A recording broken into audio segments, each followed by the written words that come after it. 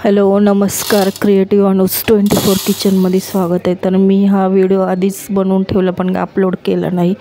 हे मी आज करते सांडगे।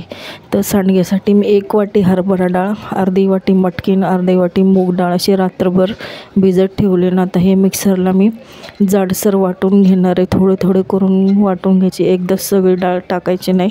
अशा प्रकारे वाटून घेतलेलं आहे। त्याच्यामध्ये कांदा, लसूण, मसाला, हळद, मीठ टाकून एकजीव करून घेणार आहे। अशा प्रकारे संपूर्ण मिश्रण एकजीव करून घ्यायचे। त्याच्यामध्ये मी थोडी कोथिंबीर कापून टाकलेली आहे।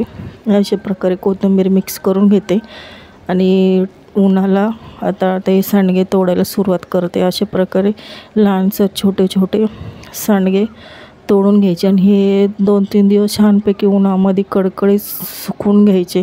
ओलसर ठेवायचे नाही सांडगे, जर आपण पाण्याचा अंश राहिला नाही पाहिजे, एकदम कडकडीत सुकून घ्यायचे 2-3 दिवस उन्हामध्ये।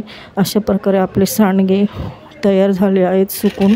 हे पहा, माझ्या चॅनल लाईक करा, शेअर करा, सबस्क्राईब करा।